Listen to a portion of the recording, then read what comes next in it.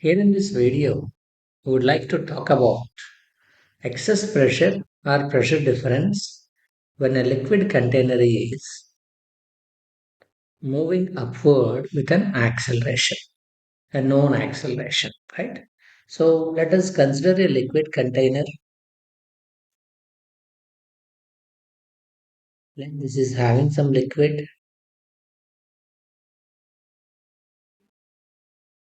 I want to calculate what is an excess pressure as the motion of this body is upward. This system is upward with a known acceleration A.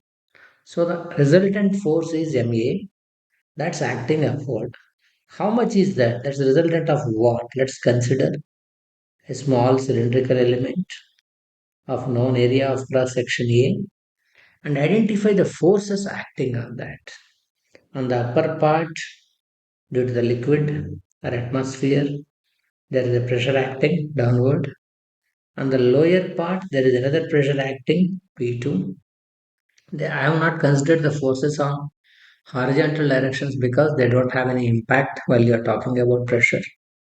And this container itself is having some weight, that small imaginary container that's also acting in downward direction.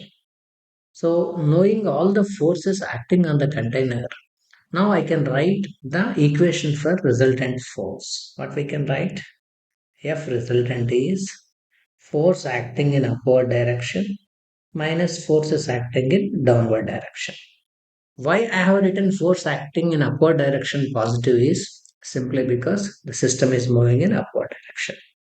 What are the forces acting in upward direction? If you observe carefully, as the pressure is acting downward, the respective force is downward. But look at this P2, this force is acting, this pressure is acting upward, so the respective force also will be acting in a upward direction. So what is the force acting in upward direction is force due to this pressure. That is, force per pressure is force per acting unit area.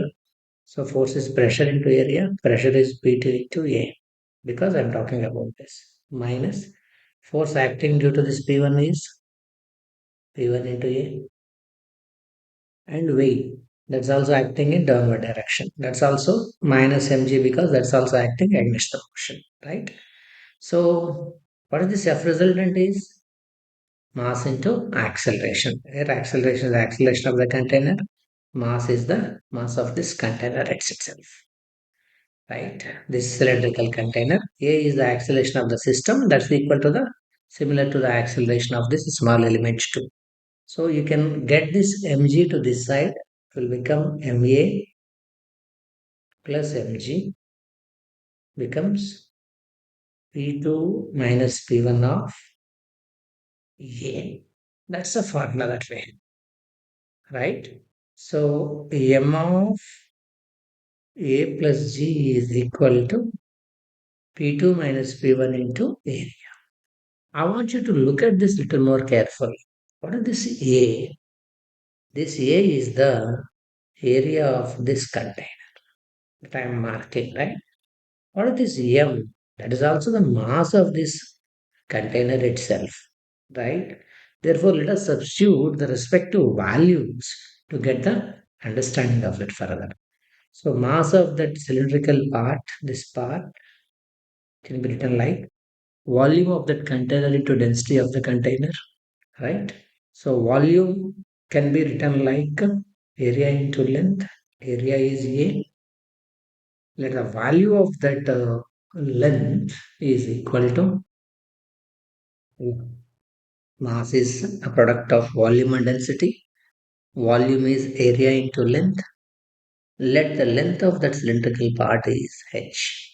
So area h into density. That is volume into density gives you the mass of A plus G is pressure difference P2 minus P1 multiplied by area. This area and this area are same, both of them gets cancelled. So that's what we want to calculate, delta P, that is